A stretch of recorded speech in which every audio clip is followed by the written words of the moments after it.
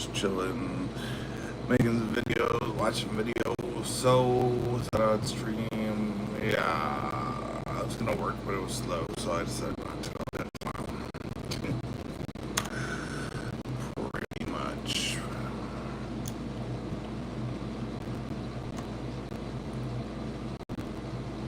My friends are playing Ark, but I don't want to play Ark, so yeah. Bro, the missing minute down. I don't think it's like I don't like Ark. the big revelation will come from this missing minute. It could be a number of different reasons. It's just like, but as is the case with everything else, their response invites more curiosity. Their response invites additional scrutiny because they respond in a really weird, uncharacteristic way if you are innocent. Their response is the response of a guilty man. So much so that it has actually made me reconsider my original stance of like, maybe Donald Trump is not that involved with Jeffrey Epstein post 2003. You see what I mean? What we learned from Bureau of Prisons was every year, every night, they redo that video. It's old from like 1999. So every night the video is reset, and every night should have the same minute missing. So we're looking for that video to release that as well, showing that a minute is missing every night. And that's it on Epstein. Back to you on that. And the minute That makes no sense. missing from the video. None of this makes sense. Are the cameras operating on different security systems? Why does one reset the other doesn't? Why do people who work in the field say this isn't a common feature from the Daily Beast article? Yeah, it's just like a very weird, very strange way to deal with this, and it's making me think that they're more guilty than I previously assumed they were. There's also this side of the story. Real Donald Trump says he ended his friendship with Jeffrey Epstein because of the whole underage victim Virginia Giuffre from his Mar-a-Lago spa. This is audio only from the White House, or not from the White House, but like it was released because he was on Air Force One, where Trump says people were taken out of the spa hired by Epstein. I told him we don't want you taking our people, whether it's spa or not spa. He did it again. I said out of here. Was one of the stolen people Virginia Giuffre? I think so. He stole her. Epstein has a certain reputation, obviously. Were some of the workers that were taken from you, were some of them young women? Some of them young women? Well, I don't want to say, but everyone knows the people who were taken. And it was the concept of taking people to work on this. But that story is written out there. And the answer is yes. The spa. People who work in the spa. I have a great spa, one of the best spas in the world. People would take. Bro, you're talking about one of the most notorious sex trafficking victims that was literally trafficked out of Mar-a-Lago as a minor. What are you saying, man? Like, he's incapable, dude. Look at it. I'm gonna do it again. In the spa. People who worked in the spa. I have a great spa, one of the best spas. One of the best spots. Some of the best miners working at the spa. Jeffrey Epstein liked it so much because they were the best miners working at the spa. That's right. No other spa has miners like mine. Believe it. Believe it. Are we sure it's a deep fake? No. Spas in the world. And people were taken out of the spa by him. In other words, God. And other people would complain, this guy is taking people from the spa. I didn't know that. And then when I heard about it, I told him, I said, listen, we don't want you taking our people, whether it was spa or not. We want to take your people. And Dude, what's so insane about this is, bro, this isn't in 1997 or in 2003. This is in 2025. Why are you still saying it like that? Like, it's crazy. It is July 29th, 2025. Jeffrey Epstein's been dead since 2019. And you're literally still acting like you're mad that he stole your clients. Or not your clients, sorry, stole your work staff. Like, what do you mean? Dog, the people that you're talking about were sex trafficked underage by Jeffrey Epstein. How is that your number one gripe? Also, yeah, why were minors working in this like high-end spa, supposedly the best spa? That's already weird, man. And he's like, those were the best minors. Those were the best minors. Nobody else has got minors like me at my spa. Like, that's what you're mad about? Jeffrey Epstein's out competing you? Here, it's not AI. Look.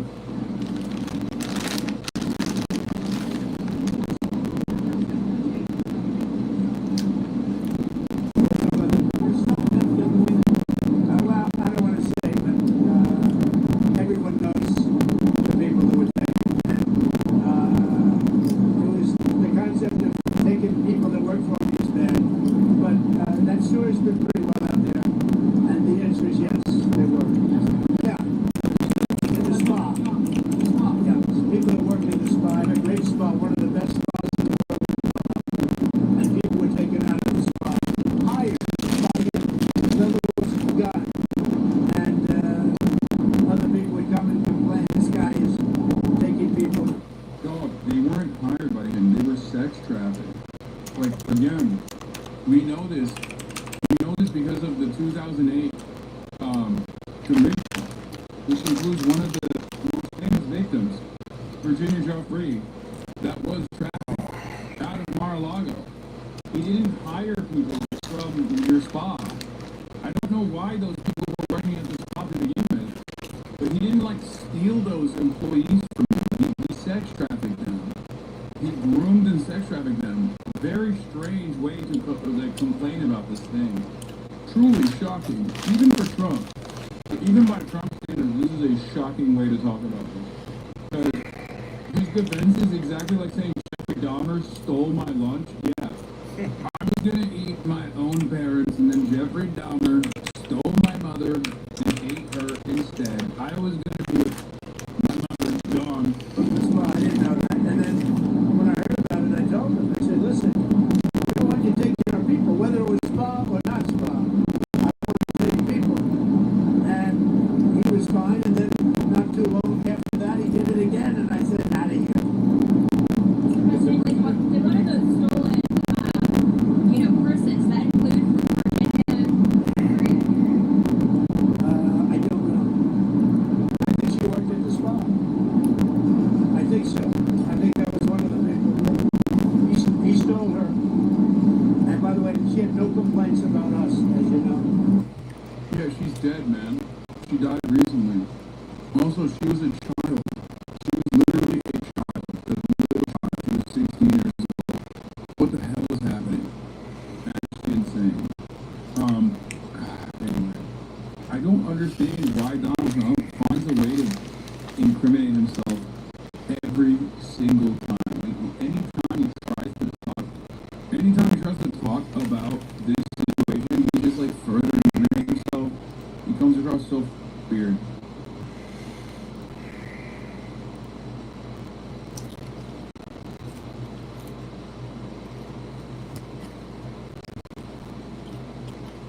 Well, if any of you out there have been scammed, there might be hope, because there are clearly a bunch of law firms running Facebook ads promising that they can recover your funds. If you are a victim of an illegal broker and lost money, we will help you get back your savings and punish the scammers. Your team of professionals with more than 10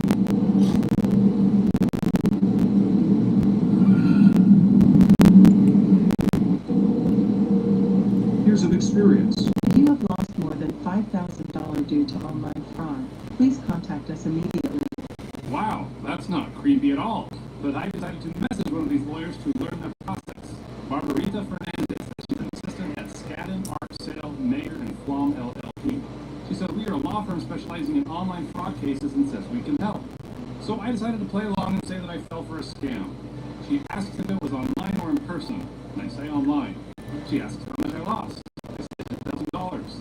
She asked if I kept enough evidence, such as transfer records, transaction records, chat records, etc. And I'm thinking, no, I'm just making this up, but I probably can come up with something. She says, let's find scammers through legal and compliant means and get back the $10,000 you were defrauded of. Then she sent me the WhatsApp account for the main lawyer who will help me, a guy named Dave. So I send Dave a message and I say hello. He says, hello, my name is Dave Estevez Abad. I'm an attorney at Skadden, Arp, Slate, Mayer, and Flom LLP, specializing in recovering funds lost online investment fraud. What should I call you? I say, you can call me Mike. Yes, are you Mike Raffone, a victim of online fraud? I say, yes, that's me. Your system gave me your number. He says, nice to meet you. Here are my attorney qualification certificate and law firm qualification certificate, which you can verify by visiting the official website of the American Bar Association. And one of these looks pretty official. The other one, not so much. But when I Google this guy's name, the first thing that I see is a post in a crypto scam Facebook group where multiple people claim to scam me for thousands of dollars. Oh no, what have I gotten myself into? And by the way, there is an actual legitimate lawyer out there by this name, so it seems that the scammers are just stealing his identity to defraud others. The truth is, a lot of people have their identity stolen every single day. But how would you even know that it happened to you unless you had something watching your back? That's why I'm excited that Aura is sponsoring this video. Aura is an easy-to-use app that you put in his character. This is Communicate, but he does get back to me with an update.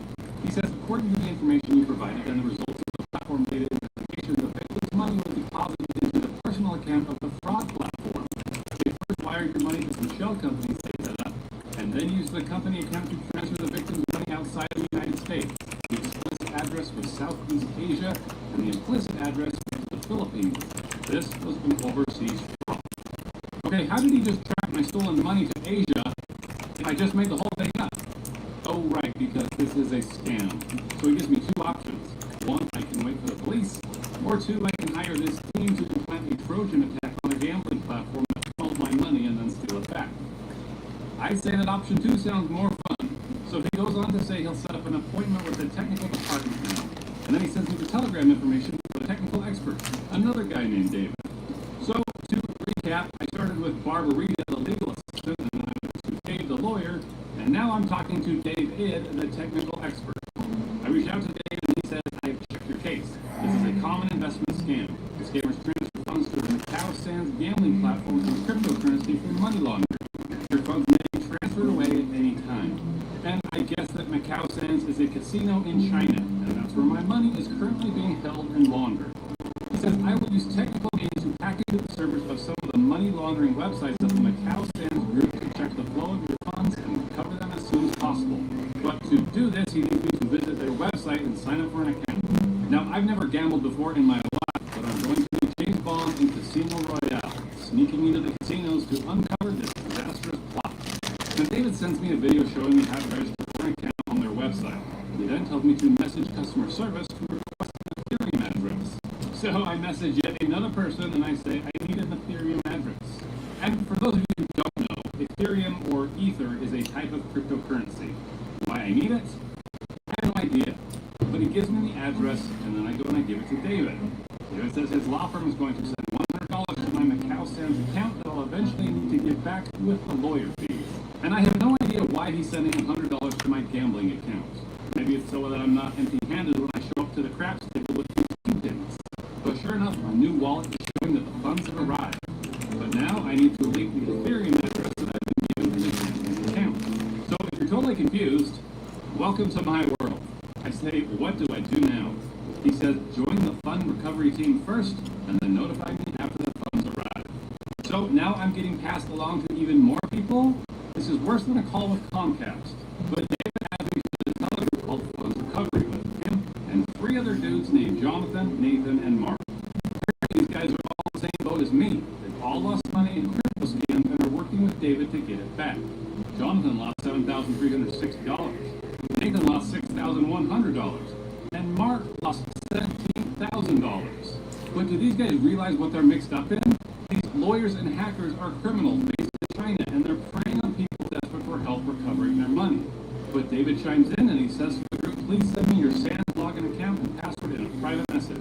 I will assign a technician to log into your account and restore your funds. In order not to waste everyone's time, please actively cooperate with our work. So David wants us to give him the login to our gambling account so he can go in and hack the system. And these guys don't hesitate. They share their logins freely, and I guess I might as well too. David says during the fund recovery period, our technicians will log into your Sands Macau account. Please do not log in without authorization. If any problems arise, you will be responsible for them. We hope you will actively cooperate and please check the group notifications and messages in time. So with David and his team off doing the hacker thing, me and the boys are just sitting here twiddling our thumbs. And I think this might be a good chance to warn them before they lose even more. So I sent a private message to Mark and I say, so how did you lose your money? He says, I met a girl online and we chatted for a long time. I gradually trusted her and then she asked me to invest with her to make fulfill our dreams. I really regret it now. And I'm like, really? How did you hear about these guys?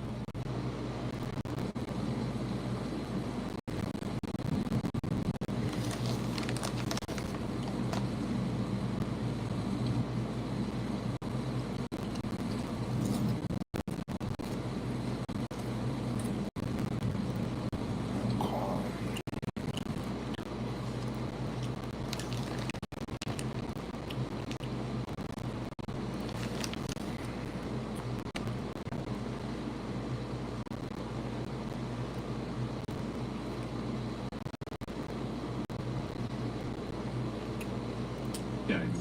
He said, I came here via Facebook. And you? I said, yeah, I saw the Facebook ad. So what now? We just wait? He said, I don't know what to do now either. I can only follow David's instructions for now. Now I start to get a little suspicious about this Mark. So I say, this is the website that scammed me. Only this is a redirect link that's meant to grab his IP address when he visits. And as soon as he clicks, I see that he's very good at hiding his location, but not so good at hiding his time zone. What? So Mark's in on this too? What about Jonathan and Nathan? Back in the group, the boys are all making small talk. Jonathan says I was scammed by a Russian woman who asked me to invest in cryptocurrencies with her uncle. Nathan says I was cheated by a Korean woman. This is the liar. Mark says I hate that f***ing liar. I think I'm the only one in this group who isn't a scammer. And I'm trying to imagine what's happening behind the scenes. You know, the whole call center, agents playing legal assistants, lawyers, hackers, and victims, all meant to make me think that I'm in good hands. They're putting so much effort into this. And I guess we'll see if it pays off.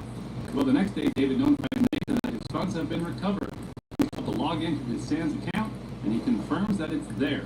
But when he tries to withdraw it, it fails. Now, this makes my boy Mark very nervous. And Nathan says he'll contact customer service about the failed withdrawal. Mark says, okay, after asking, please tell me the reason for failure. I need to calm down my nervousness. Calm down your nervousness? Mark, what translation tool are you using? Eventually, Nathan comes back to us and he says that he was told to deposit 30% of the total amount into a wallet and then complete the fund verification to avoid suspicion of money laundering. David assures him that this is a protection mechanism and that he needs to trust the Sands team. Jonathan also assures him and says that this is how it works for his friend who is also defrauded. Nathan says, okay, thanks Jonathan, I'll do it now. Hope he didn't lie to me. Mark says, great, I'm so happy to hear that. My nervous heart has calmed down now. I'm not worried at all now, thank you. But my nervous heart has not calmed down one bit. Can you imagine the team sitting together trying to make this sound real? The whole thing is meant to get you to think that they've recovered your money, but you need to first deposit 30% of what you lost in order to verify your account. Apparently this works for Nathan because he's happy as can be. And as luck would have it, I'm next. And you guessed it, it's the same deal. The system needs to verify my account by having me deposit 30% of what I lost. Suddenly come up with $2,895. And the way that they want me to do this is by getting a Crypto.com app called OnChain. There I need to buy $2,895 worth of Ethereum, which I'm not going to do. But I play with Photoshop to make it look like I did because I want to see what the next step is. And that next step is to connect my wallet to a unique web server. And the address he provides me with is web3.cryptosociety.com, which sounds a little suspicious, don't you think? And if I were to click confirm, it would allow this server to access my tokens and basically drain everything in my wallet. And this is the kill shot. This is what days of silly manufactured conversations have been building towards, getting me comfortable enough to hand over access to my brand digital wallet to a shady server, costing me thousands of dollars in the blink of an eye. But I'm just going to keep playing with them. So I modify my screen to look like I'm getting warned about a possible hack. I say, I'm afraid to confirm. He says, why? It's a normal prompt. You don't have to worry. But then I make another screenshot to make it seem like the app has been closed for my safety. And I'm just trying to mess with these guys. I'm sure they're all huddled together wondering what the heck has gone wrong. But the dude told me to click OK and restart my phone. So I decide to confuse him even more and make it seem like my Telegram account has been do this by creating an AI video to hopefully leave them very confused. 冇錯係後係人，要讓後先至嚟到佢特別就告訴佢啊，有是耶穌。 And they start to assume that after a few minutes of this, they must be convinced that my Telegram has been hacked because Barbarita, remember her? She reaches out to me on Facebook. She says, hello, our technicians told me that the Telegram and WhatsApp you are using now have been hacked by scammers. You now need to re-register a Telegram and add our technicians. Wow, these people are really desperate. I'd like to break the news to her that my Facebook has also been hacked. I talk Chinese and I say, why are you trying to take this person's money? She gets mad and she says, you are the reincarnation of a beast. We are helping him get the money back that was taken from him. It was taken from him by a beast like you. You are from dog rats. You should be electrocuted. Who did she call him a thief? She said, well, you stole this person's photo. And then she knows she's been caught. She says, I stole your wife from your house. Ouch. So I say, well, that's the only thing that you'll steal today, because you sure aren't getting any money. And then I just laugh in her face and I block her. It would have been so great to see the confused look on their faces. But I will call 3 ways today's affairs a success. And if you lost money in a crypto scam, please do not reach out to lawyers running Facebook ads with AI. It'll probably cost you more than you lost, but you might have some fun wasting their time. Anyway, thanks for watching, and I'll see you in the next video.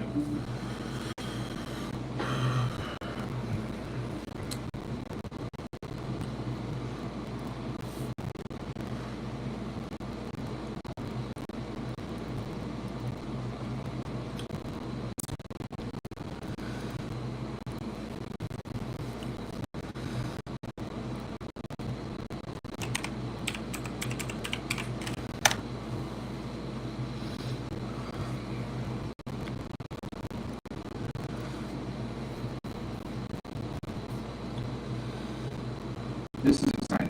The plan I have in this jar, I'm not gonna lie to you, it's pretty hard to get your hands on. It's not trending on TikTok. In fact, most people around the world have no idea what this plant is.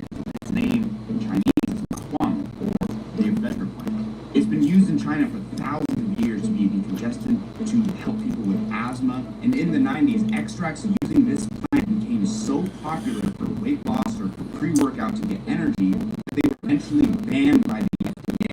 This plant that we're about to try is insanely interesting for so many reasons, but maybe the most interesting thing is, yes, this is the plant that gave us methanol.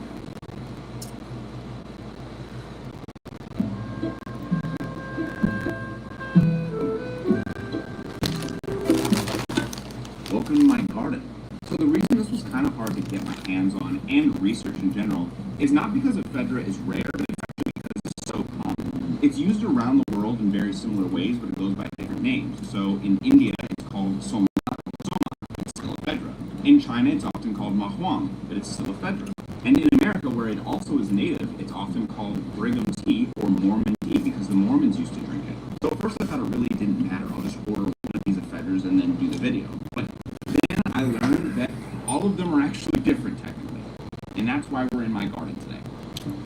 Okay, so quick botany lesson. The plants that are often common names, and then there's those like fancy scientific names that's called binomial nomenclature. An example of common names, this is called chives, and this is called shallots. But the scientific name for these is Allium sconopratium and Allium cepa. And why that's interesting to know is because they both have the same first name, Allium, which is the genus name. Think of genus as just the family name. In that second name, cepa or sconoprasum, is the species name. Think of that as like the individual cousin. So together you have the genus name and the species name, and that tells you kind of where these evolved from and tells you that these are related, they're cousins. And you can find this all over the garden, like this. This is culinary sage. Its common name is sage, but its fancy name is Salvia officinalis. And right here we have pineapple sage. Oh, it smells exactly like pineapple. Oh, it smells so good. Not really good to cook with, but it smells amazing. But we know it's a cousin with sage because its fancy pants name is Salvia elegans. Salvia is the first name. They're both in the salvias. And for you junkies who are thinking, salvia, isn't that the stuff you smoke to get like super messed up, bro? Yes, that is Salvia de Nor, sage of divination. It's genus Salvia divinorum is the species. It's related to sage. But what does this have to do with the ephedra plant? Well, it turns out ephedra is not the species name, it's the genus name. And all of these different terms from the different countries and cultures actually describe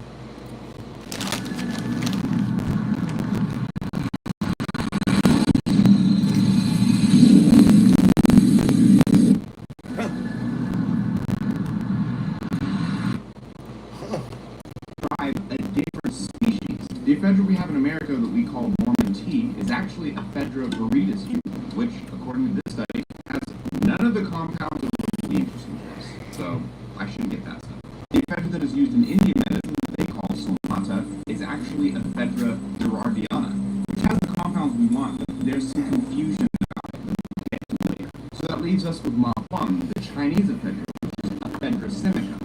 And this stuff is the good stuff.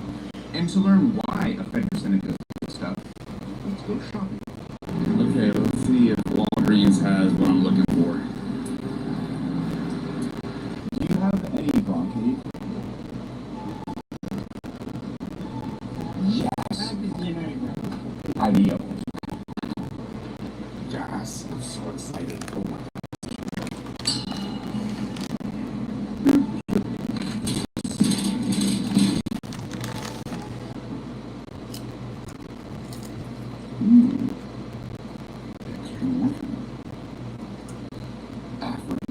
Yes. This stuff is very addictive, but not psychoactive.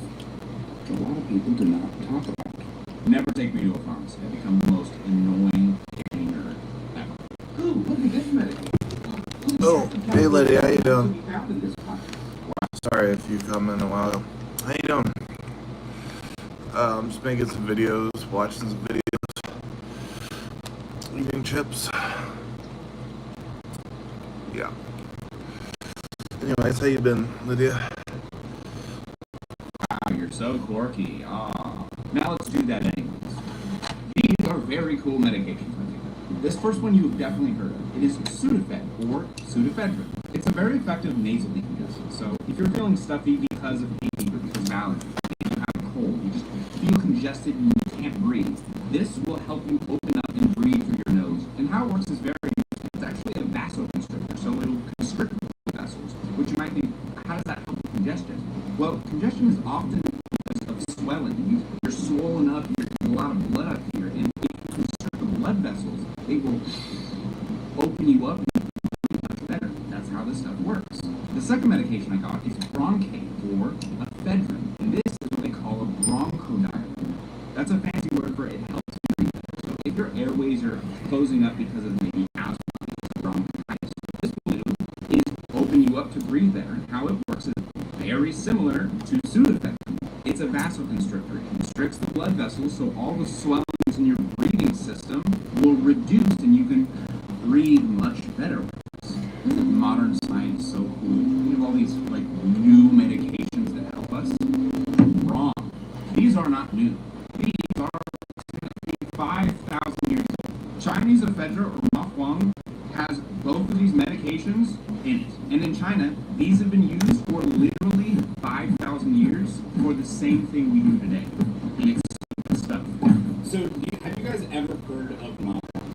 For me, I didn't hear about that, but I asked my mom and she knows a little bit. What did she say about it?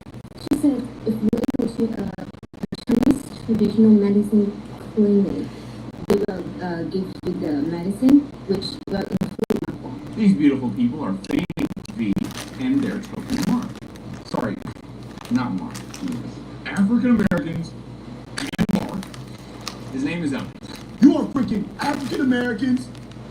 What's Mark? Elliot doesn't talk much. He offers comedy presence. And they are Chinese in China. And I'm asking them about Ma Huang because I read so much about how Ma Huang is common in Chinese medicine. Oh, it's in China. It's Chinese medicine. Blah, blah, blah. But I've learned this from experience. When you study ethnobotanicals, especially online, you will hear a whole bunch of stuff. Oh, this plant is common in this tradition, this stuff. But then when you talk to the actual people, half of them are like, you know, we never heard of this. Well, it's just people who are academics like to write about cultures that are not theirs, which is that's the nature of academics. prime example is like blue lotus. Blue lotus is an ancient Egyptian drug. It's a flower. But if you ask any Egyptian, and I'm half Egyptian, most Egyptians have never even seen a real blue lotus. And this shit that you see all over line, this is not real blue lotus. The real blue lotus is actually endangered. But that's its own thing. So I wanted to ask actual Chinese people who are around my age, like, yo, what's up with Ma Huang? Have you ever heard of it? And neither V or Fanny has ever heard of Ma Huang. But to understand why I hadn't heard of it, kind of how Ma Huang actually exists in China, let's learn about Chinese medicine from the source. You know, traditional Chinese medicine, they give you many different medicine, and they should take in a package, and you need to boil it. You drink the water. But Ma Huang is just one of. Yes. Did you ask what it was used for? It's used for Oh, like for congestion to help you breathe. and it's divided to we have like wind cold and hot cold. Medicine works a little bit different in China than it does over here. So they have doctors like we do over here. They have the general practitioners, they have the pulmonologists, the dermatologists that go to the same schooling, study the same science that we do, okay? But what happens when you have a problem that those guys can't help you?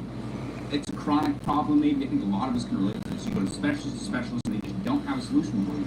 Well, in China, there's the TCM doctor, or the traditional Chinese medicine doctor. These people treat ailments using traditional Chinese medicine like acupuncture, or like using herbs. After my high school examination, I was under so much pressure, and like my period is not on time, and this is difficult for a Western medicine to yeah. So I go to the TCM. What this has to do with Ma Huang, or Ma Huang, Ma Huang. is if you have certain ailments, they'll prescribe you this package or packet of multiple herbs that you boil to make tea. And Ma Huang. is a common ingredient in this. Many common Chinese medicine have this ingredient. For example,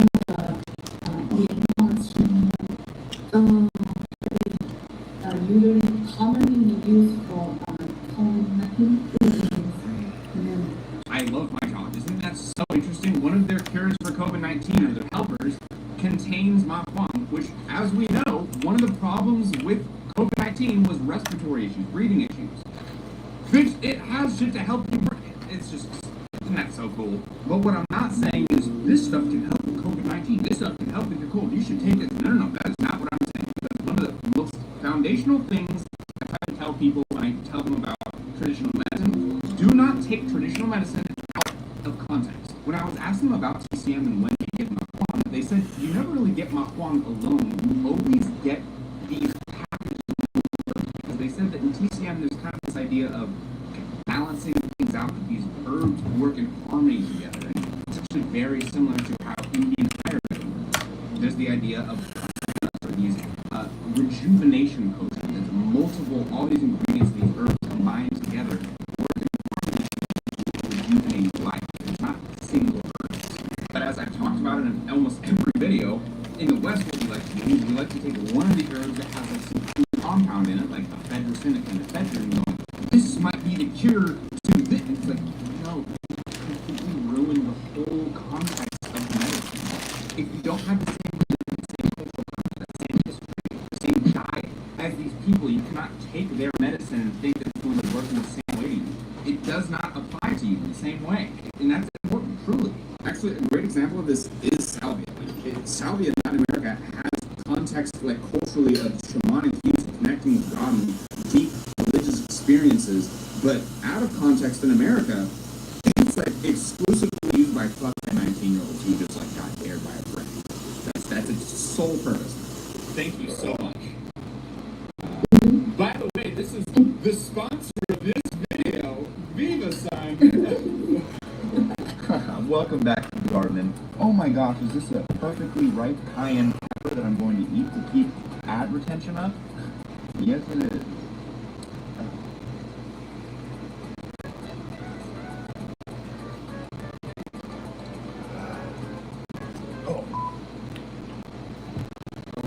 The sponsor of this video is Viva Sign. It is the go-to place for growing stuff indoors. They have indoor grow tents, they have cameras, humidifiers, dehumidifiers, air filtration systems, tents of any size you can think of. They've grown lights. Oh my, that would hurt less knowing that I grew it. It hurts just as much.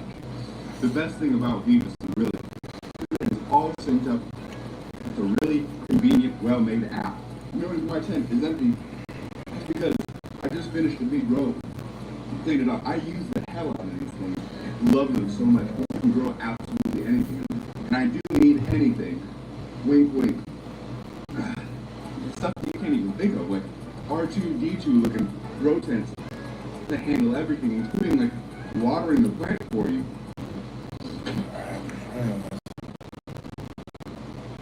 Oh, and the people, as you can see, are the nicest people. They're one of my favorite companies to work with, honestly. I had no confidence on how to grow before this sponsorship. Now, like, I'm obsessed with growing. It's so fun. That hot pepper plant started in one of my tech. It was pathetic that you did that on shit on. But that's because Vivus is teaching, honestly. If you use my link, which is Meta, you can save 15% off, or use the link in my description. Okay, back to the video. Oh my god. We've covered the medicinal side of ephedra pretty well, but what I find very interesting is the fact that there might be a recreational side to this stuff, and I want to try it. So to learn what to expect and maybe get a recipe, let's read a 4,000 to 5,000 year old text from India called the Rig Veda.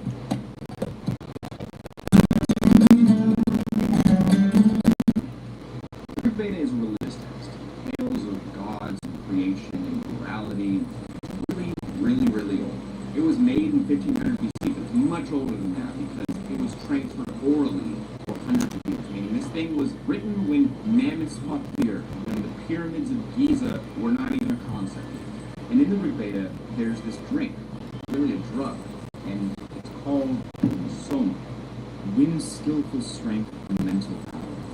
Oh, Soma, drive away our foes, make us better than before. Flow to the filter hitherward. That ancient Latin juice, streaming forth power and high knowledge. Word? I'm so that sounds full of Latin juice. Oh, there's no way to overstate how obsessed with Soma they are in the Rig Veda. There's an entire book it's just dedicated to Soma. There's a god named Soma after this drink because they're that obsessed with it. It's like everything. But the question of what was Soma is its own huge debate, and we do not have time to get into it. But one of the leading contenders is the ephedra. And hear me out. In the Rig Veda, they describe Soma as being made from the stalks of the tree.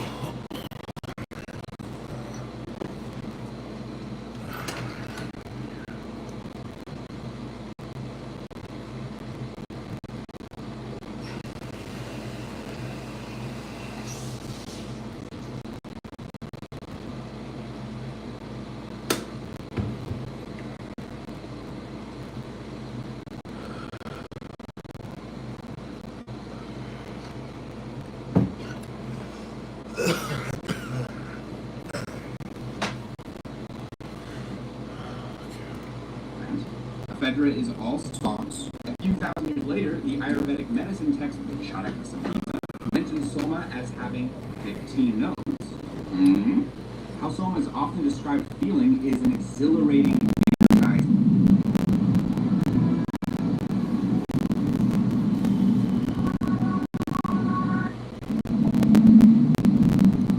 type of drug. So Soma is probably something which gave it the ability to capture better than that. Ephedra. And if you want to buy Indian ephedra, all you have to do is look up Soma or Somlata, and you will get this shit. To clarify, this is definitely done in Google. I think it's ephedra, but like, also, do I know how to translate ancient Sanskrit? Do I know shit about Indian history? No, you know, it makes sense to me, but, you know, I'm not a historian. But to flex on you hoes, I did read Gordon Lawson's argument from the 1960s that it was the Amanita muscaria mushroom, and I was not convinced. It was a very good book, but his arguments weren't like, you know, the P argument, weird. Not a great argument either. But there's only one way to figure out if ephedra gives that exhilarating that they talk about in the Rig Veda, so let's remake the Soma drink using the Rig Veda.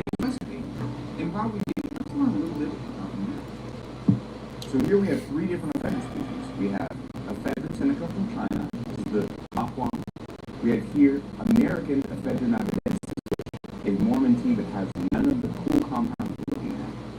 And here we have the Indian Ephedra gerardiana, which is what we will use to make soma. But I want to try all of them because I don't know if they taste different. Let's just see. So the story of meth is actually a Japanese story, and it starts with a guy called Nagai Nagayoshi.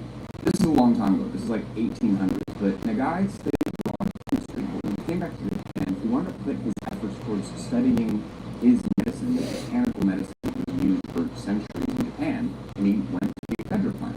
He knew that it was used to help people with asthma, but after studying the chemistry of the plant, he found the ephedrine molecule. So I think the Mormon tea is ready. Ephedrine evidences. So from ephedrine, the guy made this. Look at the molecular structure, how similar they are.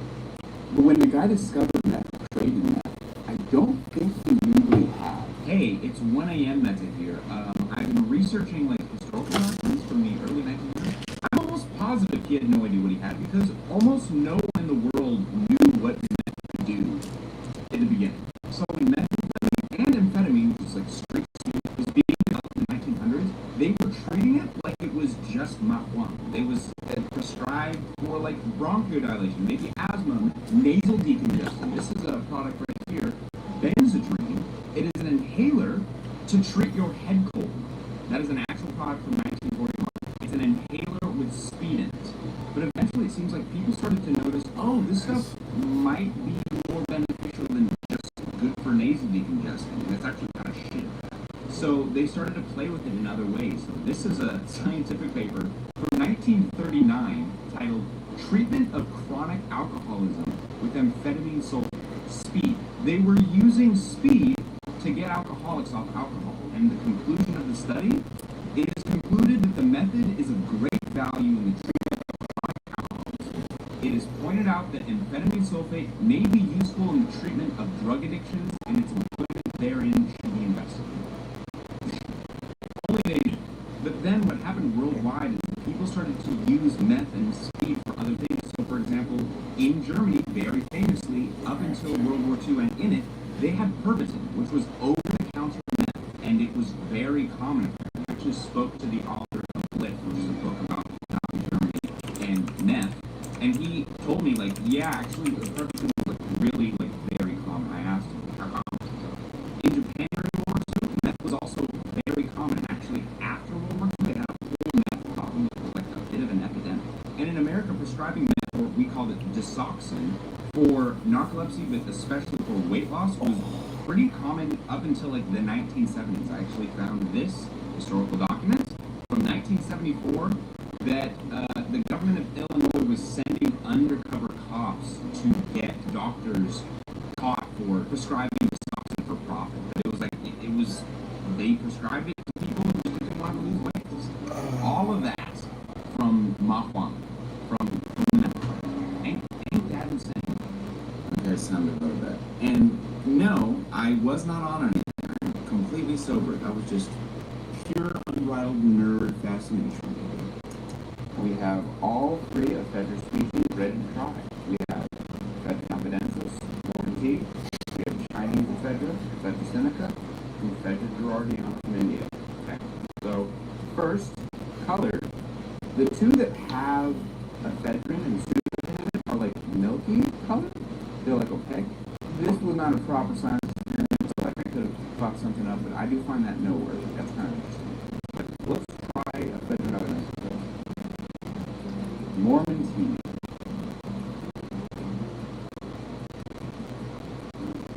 Very stringent. Like a lot of tannins. Not terrible. It's not like good. Kind of like green tea, a little bit worse. Next, Ephedra sinica. It smells different. Oh, very different. Very different. Whoa, much more disgusting flavor. That's gross.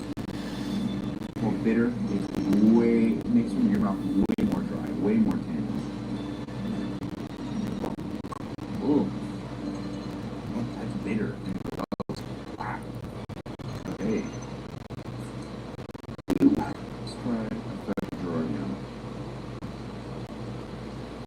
This one smells the best.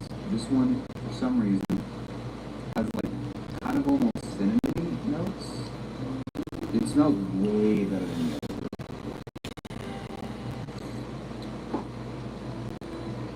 Tastes way better too. Wow. Wow. That's kind of pleasant. It's a little bit of the bitterness of the Ephedra Cinnamon, and not nearly as bitter. There's like this, like, it's kind of like maybe a dash of cumin or cinnamon, and it's kind of spice. It's not bad. It's not like good. It does have that bitterness though, in the same thing.